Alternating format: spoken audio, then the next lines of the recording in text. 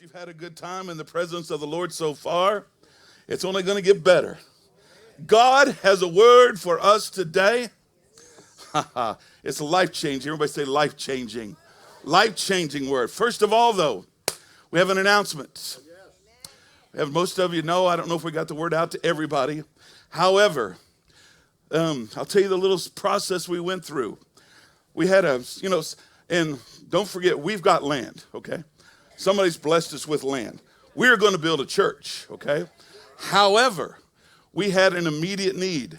And it's been, 3 or 4 weeks ago that we had an elders meeting. And it came up that we don't have room for kids. We're talking about marketing, how to get the word out, how to invite more people and get them to come. And we said, we don't have no room for kids. You know, they've been gracious enough. It takes an hour to go over and set up every morning and bring them back. And it still may be a detriment to some new folks. They got new kids. I don't know if I'm going to take them over there, or it's kind of far. They're not in the same building. And so we just put it out to the Lord. Said, God, we need to know what to do. So we researched adding on to this building. Ridiculous.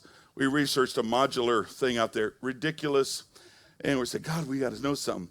About that time, Monday morning, Wayne Camp shows up, who's a realtor here in town.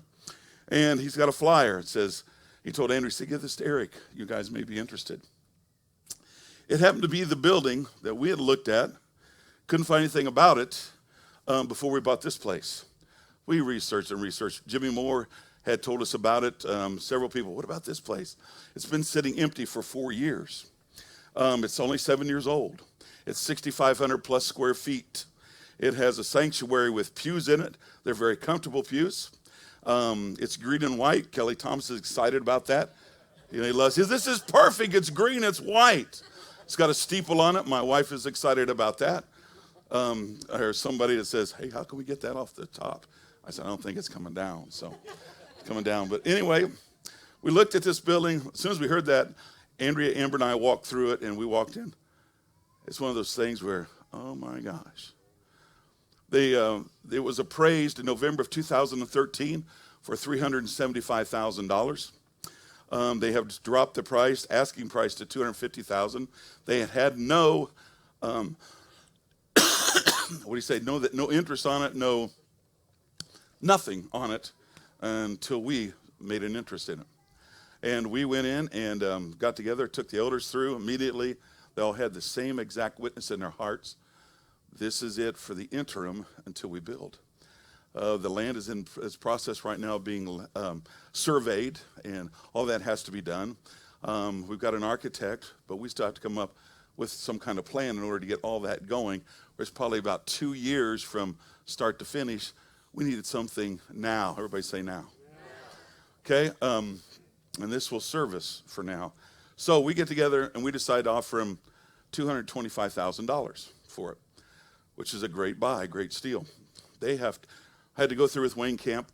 He said, what do you want? It's turnkey. There's everything in it, literally. There's Bibles laying there. They literally look like somebody raptured out of that church, is what it looks like. There's stuff laying there. I go, the choir robes are there. The pastor's robe wasn't there, but don't know about that. That was a joke. Just kidding. It's got a baptistry in it, you know. Oh, by the way, if you didn't get to go to the lake last week, we baptized 24 people. It was amazing. Larry Buss, he was up there, and he counted 65 or so people on the shoreline watching. We had a ball. It was really cool. But this has a baptistry, so it's really cold outside. We can dunk them right there in the service. You know, so it has an organ on one side and a nice Baldwin studio upright on the other side. And so I said, I don't want the organ. And I said, I want this. It took us 5 hours to go through. We had to name every mop, every bucket, everything, every chair, every table, every pot, every dish, every trash can. We went through the whole thing because it was important. And so we put all that down. I said, well, I don't want, because the choir stuff is coming off. You know, we will have a choir, trust me. But we need this big stage. It's got a big stage up there. We figured it's 130 and 150 we can seat in the pews. The aisles are ridiculously wide. They're 20-some feet wide, aren't they, Kelly? We figure we could get 60 to 80 chairs in there. When those are all full, then we will remove those. If we're still there, we'll remove the pews, and we'll set up our 200 chairs. and we'll order more chairs because we figured we could get 260, 280 chairs in that place, maybe pushing it to 300. However, you walk in, it's got a foyer in it. You come in, there's restrooms right there in the front. In it, there's a little nursery area for the moms so they can see out. Area in the back is all kinds of classrooms for the kids. A huge fellowship hall with a huge kitchen. It's more bathrooms back there. It sits on 2.5 acres. Lots of grass for the kids to run.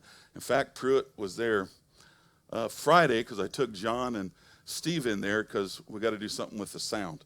They got these little bitty speakers, and it's not going to do it. We can't fly these. These won't work in there. So we have to do something. So we're researching all that. So Pruitt has his St. Louis Cardinals outfit on and his baseball glove and his hat. He said, "Papa, let's go run the bases." So, okay. So, Papa's running as best as he could, down there. So, but we not only we go at the end of the building, and then we go further. We're going back into the part of it back here where, back in the land part of it, the grass area. We're running that back there. And we're running down there. We're running around that too. And we run all the way back to the end of the whole property, Papa, he goes, I said, "Look at those trees, man." He goes, let's climb them. I said, "Well, not yet." We're running, doing that thing, and he's still got energy. And there's woods back there. We're trying to find the markers and all that, looking at everything. And he's still going, and he wants to go in the woods. I said, "Not yet. I'm good." And, and in that, I woke up Saturday morning. I pulled a hamstring. I wasn't used to that. I hadn't jogged or moved that fast, Kevin, in 10 years, I couldn't even chase my wife. It was terrible. But so anyway, that's the property. Plenty of room, lots of stuff. It's got asphalt parking lot. We'll have to do some modifications for parking, but we'll get to that. So it's been given unto us. That's right, brother. Props. Thank you. I ran that thing, didn't I? So anyways, so they're supposed to take a vote that's the following Sunday night, and that's been 2 weeks ago now. And I told you about that, told you to pray about it. And they came back, and they have to, in their church denomination, there's 3 trustees, and has to have a congregational vote, and everybody has to be present. The pastor was sick that Sunday.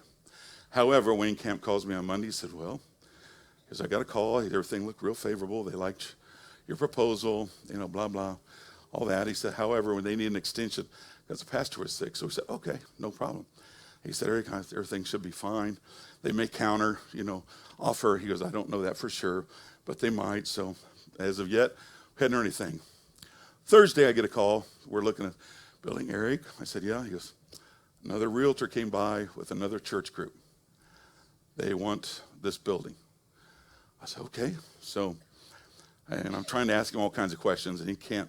He's representing us and the seller, and it's another, because I can't tell you what they offered or what they're going to offer. I don't have a proposal. Friday night, he had a firm proposal in hand. And so I called the elders. Now, this is kudos to our elders. I was really,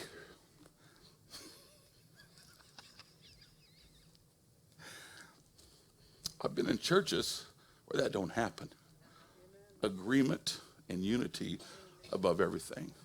I asked him to pray. I asked James, I said, "Is there anything in your spirit?" And he said, "No, sir." Somebody had made a statement in your class before he was telling about the building, and he said, "It'll take at least 248 to get that." He didn't say anything of it, just kind of stuck in his head. So we come to agreement. We decided to offer $5,000 more than what they were asking because we knew it was a good buy. 3 banks had already said we will loan full value, and they weren't even our bank, okay? They'd already looked at the property. It had been evaluated, and they knew that. So we go through all that, and we put it in, so we wait to hear. Sunday night, they have their vote. I get a call Monday morning. He says, "Eric, Wayne Camp." I said, "Hi, Wayne." It's Eric. "I have to tell you some things." I said, he goes, I don't have it in writing yet. However, he said, "You were not the high bidder." I said, "Okay. However, they chose to accept your proposal." I go, he said, you remember talking about favor of God? I said, yes, sir. We had lots of conversations. I said, we feel like this is ours, Wayne. We just want to do what's right. And we knew we were supposed to do it. He goes, I said, what would you have done if you'd have been in our shoes? You knew the property's value. He goes, well, there's an unwritten property rule that most realtors follow on a property like that you offer $5,000 more than the asking price. He goes, they did that and some more. He goes, they chose yours, and the reason was they all agreed, the whole church, all the trustees said, they were the first ones here, showed any interest in it. We feel it's only right that they get the building, no matter what. So we have a building, okay? All the abstract work is done. Everything's done. We've got them all the financials. Everything else is, we're just waiting on the banks. Now, this is the first time also it happened in my life where I had a president of a bank call me, said, Eric, I'd like to take you to lunch. I want your business. And I'm going. And my wife said, you need to say this is normal. I said, okay, this is normal. Well, I happened to know the guy, for a long time. And we went, and his guy that's going to handle all the stuff came, and we sat and talked, and we never talked about business. We talked about Jesus. Now, for an hour and a half, he wanted to know our story. I told him our story. Eric, you've been here a long time, known you a long time. You always been in the ministry? I said, no. I said, not full time. I said, just the last 2 years.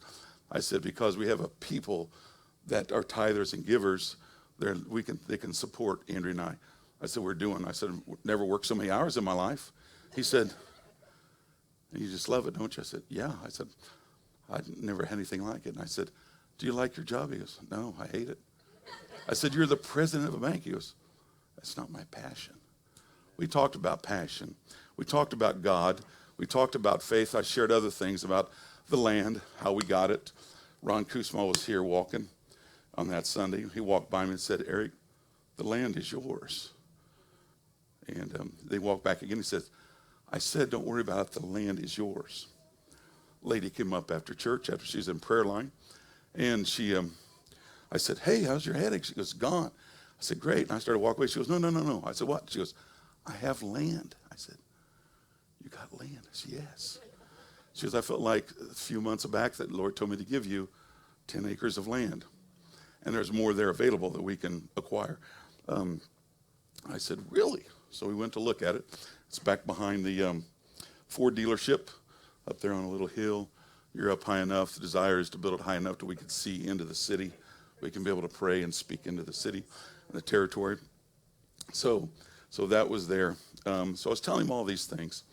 And he said, Eric, he goes, I'm a believer. He said, there's a difference between the way you talk about God and the way I talk about God.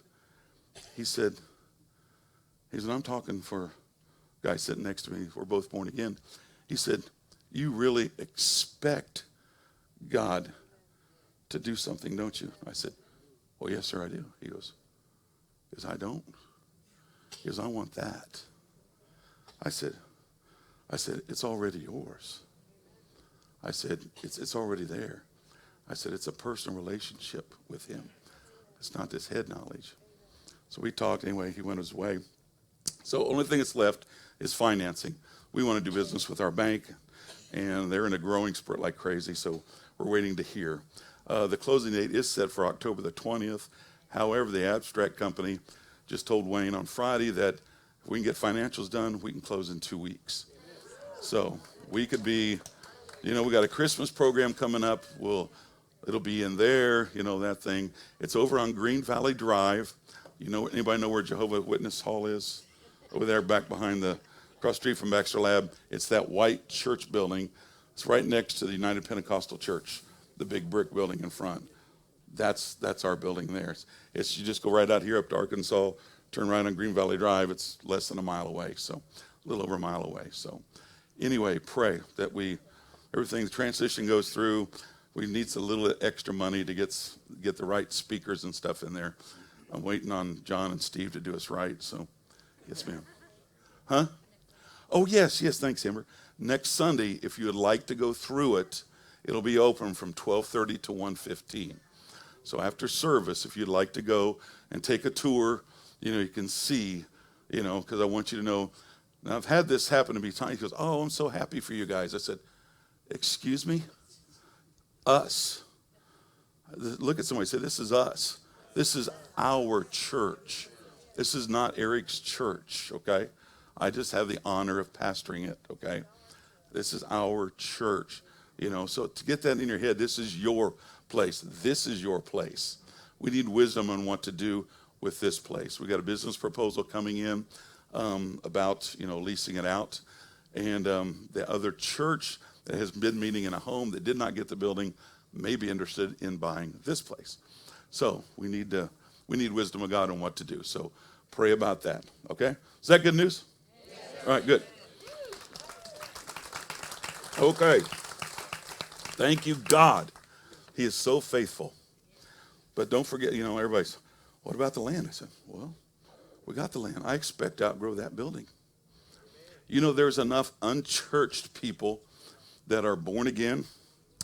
There's enough church people that are born again, spirit-filled.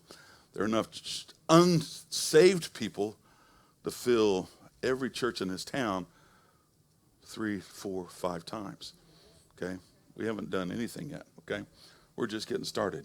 We're a little over 3 years into it. They say if you last 5 years, then you'll make it, We expect to be here a long time. Expect to have a big impact.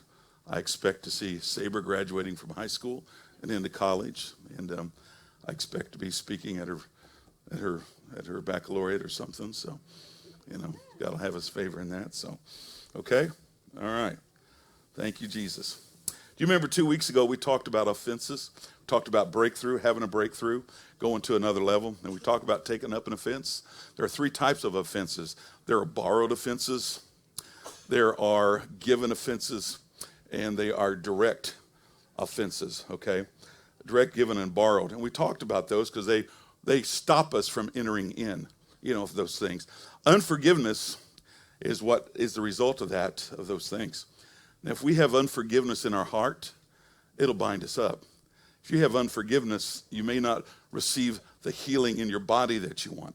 If you have unforgiveness in your heart, it may stop the flow of finances or flow of things that you're believing God for in your life, if there's unforgiveness there. And that's a direct part of that. There's direct, given, and borrowed. A direct offense is when someone directly offends you. I've been in that boat. I carried one for a long time from a church situation. Promise in a church with 1,000 folks. Andrea worked a full-time job. I worked a full-time job. We were raising 2 little girls, and we drove 45 minutes one way to church. We had 2 services on Sunday morning. I had to be there at 7:30, for the 8:30 service. I had 80 people on my praise and worship team. We were 40% black church and 60%, white folks there. So most of my team was black folks, which was awesome. These guys are really good, trust me. These guys are really, really good. We're blessed. But, I had 300-pound black women on the front row. There was not enough stage room. We had a big stage, but it was fun. But this, just to show why we got offended. Because, one, I was ignorant. Say, pastor was ignorant. That wasn't mean I was dumb or stupid. It means I just didn't know. I was raised my whole life about that, we wanted to serve God. That's what we wanted to do. We wanted to do whatever it took to serve God, to please him, to bless him. So we did it, no matter what. Which got into the fact that our priorities were whacked out. There's a very simple process. If you want to check in your life and see what's going on, why it isn't functioning, and I believe, Amber said it, she goes, Dad, I believe this is going to be one of your callings. And I said, I believe so, because we've lived it and lived it wrong, okay? We had the number one priority in your life is your personal, eternal relationship with God, number one. Number 2, this is according to the word, is your spouse, okay? God, your personal relationship with God, then your spouse. Number 3 is your kids, okay? Number 4 is your work, where you make a living to support that family. Number 5 is your ministry. Andrea and I had ministry, number one. Somewhere down there was our relationship with God. Our kids were up there. Our marriage was way down here, along with jobs. We're way down here at the bottom. And we're still together after 35 years. But God's grace is sufficient in that. However, we endured several things, in our life that should not have to be endured. And I was promised in 10 years serving that church. And we were there when it was 100 folks, and it grew to over 1,000. We'd have Sunday morning, 2 services on Sunday morning. We'd drive home, go have lunch, maybe take a little nap with the kids. Always had the girls on my shoulders, until we had to be back at church at 5 o'clock, because we had if you're in leadership there, you had to be in charge of a home fellowship group. So we had training at 5 o'clock from 5 to 6. Then we had service, Sunday night service, from 7 o'clock till whenever. Back then, it was a big teaching age, and I grew up, there was a Word of Faith movement. They taught, it was 20, 25 minutes of worship, maybe, but it was 2 hours of teaching. Just boom, boom, boom, big teaching move. And then Tuesday night, we had 3-hour band practice. And then on Wednesday, we had Wednesday night church. And then every Friday night was our home fellowship group. Then every 4 to 6 weeks, we had either Brother Copeland, Jerry Savelle, people of that nature come into our church in Indianapolis. And those are usually 3 to 4 night meetings. And that was our life for 10 years, okay? Now, we did it faithfully without grumbling, but I had a promise from a pastor. I want to put you on staff. I want to put you on staff. I'm going to just give us more time. I want to put you on staff. That was my whole goal. I was getting this pastor approval thing. I needed that approval. I needed that. There was something wrong. I was jacked up in my life. I needed that approval. I'm going to put you on staff, and you're doing a great job. We can't do it without you. You got to be here. You got to be here. When I was working, I had a great job with a Brusky Brush company out of Tinley Park, Illinois, making really good money. I was in my sales territory. I grew it to where they wanted to make me a regional sales manager, and they wanted to teach me how to fly and give me a plane because there's an airport in Mount Comfort. But that was going to take more time. But it was also going to probably make me 6 figures at the time, back then. Okay? And so I went to my pastor. I said, I got this opportunity. I said, I got to go for training. I said, I won't be able to be there for the Brother Copeland meetings. He went berserk. Absolutely berserk. Just went nuts. And he said, you need to make a choice. He goes, you need to choose whether you're going to choose God or you're going to choose that. God's your provision. God's your everything. And I'm thinking, whoa, yeah, you're right. God's everything. Oh, yeah, I got to do that. I called the head of sales, flew down, sat with me for 2 hours and said, why are you quitting this job? I said, I'm sold out to God, man. I am sold out to God. He goes, I don't get it. What are you going to do? I went to work for guys selling janitorial supplies, just getting by, just making, paycheck to paycheck to paycheck to paycheck. And, but I was there for the service. I did not ever get put on staff in that church, ever. Got offended, we left the church. We were going to go to, I got offended for about 4 weeks. And he goes, I want you to come back. I said, okay. He goes, but you're going to have to start back in the choir. I said, okay. He goes, because you were disobedient, you got to start back in the choir and work your way up. I said, okay. So I did. I started back in the choir and worked my way up again. About 4 months, and I was, back in my job again. He said, April the 1st, I want to put you on staff. And I said, okay. And so we're looking forward to that day. April 1st came, May 1st came, June 1st came, July 1st came. I was done. We got accepted at, it was Word of Life Church, or it was the Rod Parsley School of Music in Columbus, Ohio. It was starting their first year, Clint Brown Music School there. I said, I'm going to go. We went in. Amber got accepted. She got the last spot in the kindergarten program. Talked to Rod Parsley personally. Everything. I had a job over there. We were ready to move. It fell through. Totally. I ended up, working for a dog clipping service, we're sharpening clipper blades, going, what's going on? What's happening? Okay? I'm telling you this because it was a huge offense in my life I carried around way too long because I was ignorant. Say, pastor was ignorant. It's okay to be ignorant. Just don't be stupid, Big difference. So we did that, okay? This is also how we got to Arkansas, okay? We started meeting with some folks in their basement of their home. There was about 20 of us, and because they got offended too. They're part of that church, and they said, "It ain't right. What happened?" I said, and I said some things I shouldn't have said, and they were true, but I still shouldn't have said them, So anyway, we were there, and our friend says, "We know a pastor in Mountain Home, Arkansas. He's a Rhema graduate. He could come up and teach, And they called him and says, "Yeah, I got a free plane ticket. I need to use it."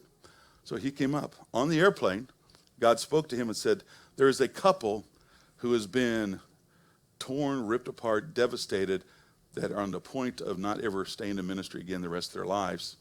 He said, "I want you to minister to them." So he came. There, we're in the basement. As soon as he walked in the door, we introduced. He said, God had spoke to him and says, "Oh, you're the couple." Before we got done with our little worship session, he come up and he said, "Come here." Andrew and I come up. All he did was just do this. We were out in the floor for 2 hours. Nothing. I had no idea what happened or nothing. All I remember is waking up from that. There was a note in my hand that says, "I have a very small Bible school in Mountain Home, Arkansas." He goes, "Would you please come down? I would like to show you the heart of a pastor." And we took that as gospel. So we made plans to come down to Mountain Home, Arkansas to visit. That weekend, when we got here, there was Bob Yandian, who's a teacher out of Tulsa, got a big church. Charles Capps were here that weekend. We're thinking, dear Jesus, this is awesome. How do we do that? If they were come to our church in Indianapolis and a 7 o'clock service was there, we'd have people on the doors, guarding the doors at 5:30 because people were busting in trying to get a seat.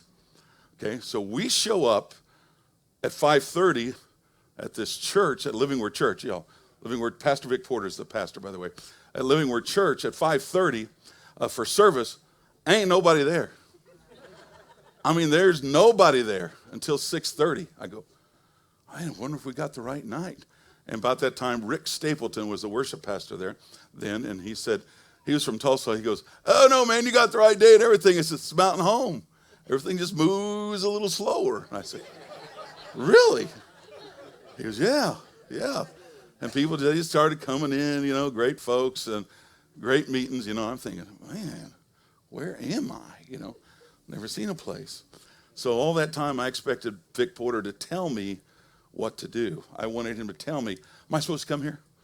I get this, Andrew and I get this all the time. What are we supposed to do? What are we supposed to do? I said, that is not on me. Ask God, he will tell you. He will give you a peace that passes all understanding on your no one, okay?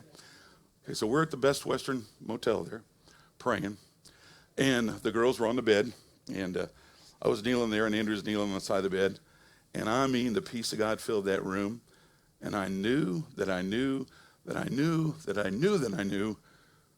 we're moving to Mountain Home, Arkansas, and going to Bible school. And this was in August or September. The Bible school started in October. We went home. Well, first of all, we had to find me. I was coming for 9 months, and we were going to go back to Indiana. That was it. And I was willing to live in any of the fishing shacks, that are out there. I said, we can live here for 9 months. Andrew says, I am not. If God's sending us here, I want a house with 3 bedrooms, air conditioning, a nice yard, and a nice little neighborhood. I said, Jesus. I said, let's just move. She said, no, if he's going to do that. Well, we started looking. We found a place at 615 Justice Street and owned by Tony Taylor. And we told Tony I said, man, he goes, where y'all from? I said, well, I is from, I never said y'all until we, got moved here. And he said, well, I'm going, Jesus. I'm thinking, man, we done. What are we doing? I'm thinking, dear Jesus, what are we coming here for? And he said, well, I got a house. We looked at the house, and we told him our plight and what was up. And I said, I have no money down. I said, nothing. I said, he goes, I believe in what you're doing. He goes, the house will be ready when you get here. no deposit required. And instead of $600 a month, I'm going to charge you $300 a month. I said, Andrea says, I think that's a God thing. She goes, I do too. It's okay. We go home. We have a big party. Everybody thinks we're nuts. We quit our jobs. We moved to Mountain Home, Arkansas. We had a 1976 black Chevy pickup truck, okay, with red vinyl interior. We loaded that sucker up, and we put this little rocker like the Beverly Hillbillies with a bear on it, tied it in, and we were loaded up the truck, and we moved to Mountain Home. Then we put the rest of it in the U-Haul. We had 12 frozen turkeys and $1,000 cash, and that was it, a place to live. No jobs, no nothing. We moved to Mountain Home. And I went to work for a company here, didn't have a job. You know, I was working for Xerox Corporation at the time, you know, doing okay. And I started working here for $5 an hour in 1991. And I was putting in water softener tanks underneath a house, and I didn't know that Arkansas is all stone. You can look at my hands and realize I'm not a laborer, okay? Very soft hands. Ask my wife. I had blisters. I had calluses. I chipped away. I was working 12, 15 hours a day trying to get out. And I'm sitting under there going, dear Jesus, what am I doing here? Going to the Bible school. He taught the book of Ephesians that whole year. It was awesome. Awesome teaching. He would sit me in his truck, plug in a worship tape, and then to tell me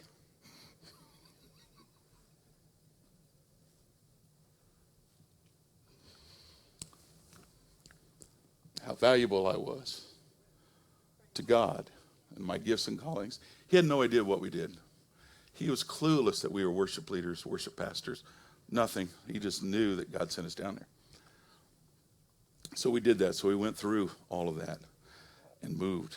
We would have things like food on our doorstep some nights. Money would come in the mail. Diapers would show up. Andrea was homeschooling Amber at the time. She wasn't working. I was working. And we were going to Bible school. Then Bible school was about to end. He wanted a change in his praise and worship. And he found out that we did worship. He goes, he had an idea in his head what he wanted. We sat down with Sarah Ford, who's Greg and Sarah, now the pastors of Word of Life Church over here. Sarah is his niece. And Andrea and I and Sarah sat down. I sat at the piano. We just began to worship. And he just wept. He said, that is what I've been looking for. That's what I want. He goes, I will pay you $25 a month to lead worship. I said, you get paid to lead worship? Well, that's all I can afford. I said, you get paid? Really? So we said, yeah, we'll do it. I went to work for mailboxes, etc. TC and Beth Carter. And I was working with Edeva's mom.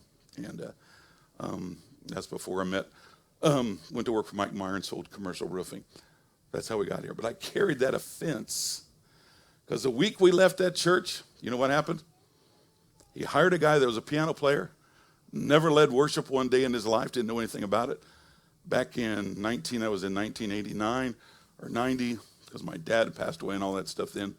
And he paid him $500 a week, put him on staff full time, gave him housing allowance, gave him insurance, and I took up another offense. I said, what? Carried those things for a long time. Every time I talk about it, I either weep or just get mad about it. That pastor, unfortunately, that year, first year we moved here, he's 41 years old, because he had taken up 2 offenses, one against Lester Summerall and one against Rod Parsley, because we'd have those guys, they'd come into Indianapolis, they'd ask us to host them, we'd go to convention center, we'd do the praise and worship for them.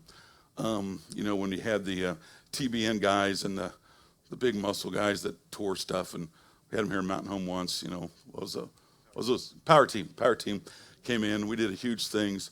Amber was on their shoulders as we were downtown Indianapolis. About 8,000 people there on the Capitol. We led worship down there. Then we marched down to the Monument Circle. Amber's right there. They've got Amber on her shoulders, and he's marching down. They kind of look like Matt. A little bit bigger, and walking down there. Helicopters flying.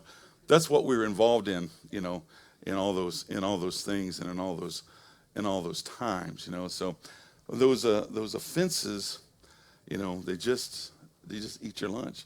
Well, he got offended because the pastor got offended because Rod Parsley came and thought he was going to start a church in Indianapolis. My pastor went ballistic. He said, "We are the church in Indianapolis." Took up an offense, got mad. Got mad at Lester Sumrall because they were there at the same time. Lester Sumrall had announced that. We were on the front row. I'll never forget it. I remember I saw him turn red. He was a short little guy, professional motorcycle racer on asphalt. Came out of John Osteen's ministry down in Houston. And God sent him to Indianapolis, and he grew a church. I learned a lot of good things from that man. However, it was not even a year later that he got diagnosed with cancer. Okay? His son, "Dad, what's the unforgiveness in your heart? Dad, what is it? Dad, did you take up an offense with anybody? Dad, you're going to die, Dad, you're going to die." And his dad, he threw his dad in the back of the van. His dad could hardly move. Drove him to Columbus, Ohio to repent to Rod Parsley. Drove him up to Lester Sumrall's in northern Indiana, to South Bend. He repented to Dr. Sumrall. He came back and died 2 weeks later. The church did this. They built a brand new building inside this. The elementary school was a big thing, and had a big thing in there. One of the big contractor guys, big money guys in our church, he built apartment buildings all over the world. It would seat 1,800 people. We were there for the dedication. They had me lead worship with the Power Team. And it never got completed to its fullest. It's an empty shell now, overgrown, nasty, all because of taking up an offense and carrying around unforgiveness in their hearts. Okay? I'm still alive. My dad died 53 years old of cancer. It's supposed to be hereditary. Not. Refuse. We cleansed our bloodlines. We learned how to do that a long time ago. Because these are generational curses. Alcoholism, those things are handed down from generation to generation to generation. It stops. Most of them happen because of being offended or not walking in forgiveness. If you don't think somebody did something right, you weren't breastfed as a baby, or something else that you were denied as a child, and Matt knows a lot of this is true just from the things he counsels with, that their kids, these young kids, they've been abused. If anybody's got a right to be offended or to harbor that, it's them. Daughters and sons that we've talked to over the years have harbored that. You get down to the root matter of it, it goes back to where, all the way back to where an aunt or an uncle sexually abused them, as a child, and they never told anybody that. You'd be amazed. And they've harbored that unforgiveness, and it's stopped every flow in their life of what's going on because of that root of bitterness. Arthritis comes in because of bitterness and unforgiveness. That's one of the main causes, that and stress. I realized in my hip situation 10 years ago, arthritis was setting in it. I just thought it was from the fall, And God says, no, you got to deal with this offense. You got to deal with it. It was hard. Pulling out those roots that were there, went way back. Do you remember 2 weeks ago when I read you about that thing I read about my dad at the end of the service? Do you remember that? That was part of that healing process.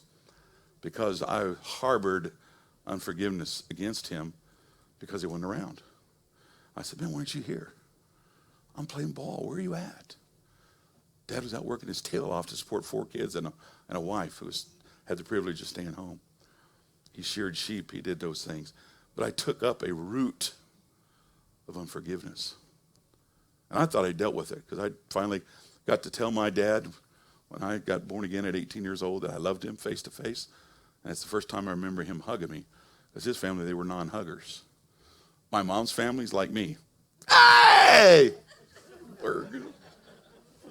We're touchy-feely. We're hugging, That's the way it was, I don't ever remember my dad say, I'm proud of you. Man, you're doing a good job. Man, you can accomplish anything in your life. Man, he never quoted me scriptures. Never told me I had a destiny, a future. Never told me I could be whatever I wanted to be. Never heard those things from Dad.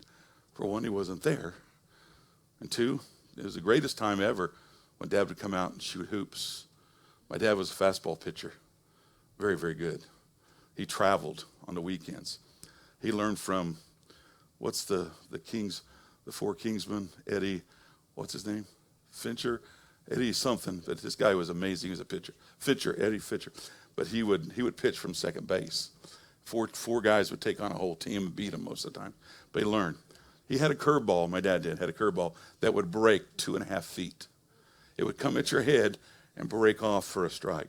It was amazing. He was very good at it. I could never master it. Never could get it down. Dad was about 6'2", thin, huge hands. I mean, my hands are wide, but his fingers were like this. He could palm a ball easily. He's a good athlete. He ran track. I took from my mom's side, a little shorter, a lot slower. But I'm still from Indiana, and I could still go out right now and hit 7 out of 10 from the free throw line. So I guarantee it. In that, those offenses had me bound up. I am free today from offenses. We have seen the results in the last 1.5 years of some of those things, some of the things starting to move, some of the blessings starting to flow. I was sharing this with the guys, the banker guys, not that whole story in detail like I did with you, but I did with you because you got to know. Because I would be willing to bet that everybody in here has had an opportunity to be directly offended. You might even be willing to take up an offense for me because of the story I just told you. Don't.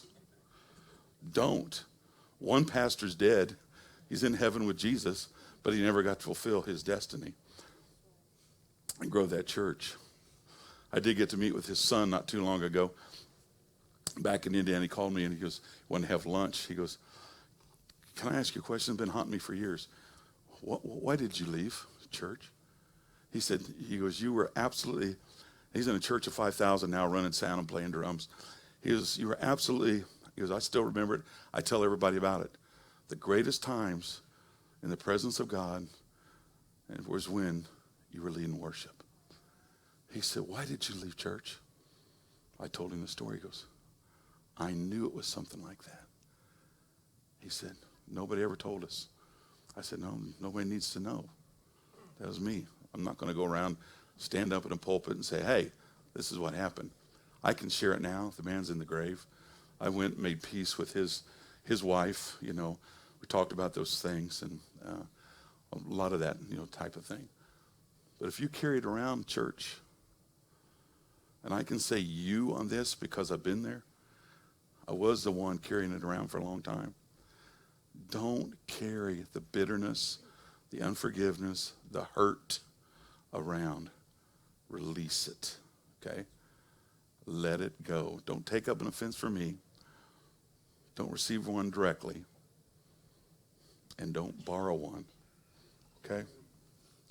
Because these are seeds that are sown into your heart. Now, I don't know why we just went through all that. Somebody had to hear that, okay? Because I didn't even get to my message. But it all ties in together. Does that make sense? I didn't share one scripture yet. But you remember the parable of the seed sown? That's in Mark 14 through 20. Words are seeds that are looking for soil to grow. Okay? The things that I took as offenses, the things that came out of my mouth, were seeds that were planted into that soil of my heart. And they grew. Whatever seeds we're speaking, that's the seeds you're planting into the soil of either your heart or somebody else's heart. They will produce fruit, positively or negatively. Okay? That makes sense? All right. Choose the words or seeds we sow. That's why it's so important to continue to speak the word of God. And it's got a whole thing over there, and we'll probably get into that some more next week. But I want you to stand up. Okay? I'm going to the piano. And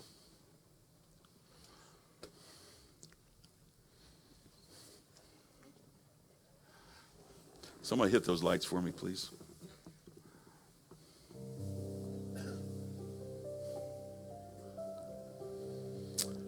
Okay, on your own, I want you to deal with anything that you may have picked up, borrowed an offense, or been offended. You know, if you've been through a divorce situation, you could have an opportunity to be offended from the past. If you didn't have a good relationship with mom or dad, or didn't get that support from dad, then you may have an opportunity to have been offended or to be walking in unforgiveness in some areas. I'm asking you to close your eyes right now and ask Holy Spirit, man, if there's anything inside of me that's, addictions that we get involved in, those things are results of being offended or walking in unforgiveness. It could be with your wife or with your husband. It could be something along those lines. Something they may have said or not said. Or something, an old action from the past that maybe you haven't dealt with yet. And if you have dealt with it, then great. That's awesome.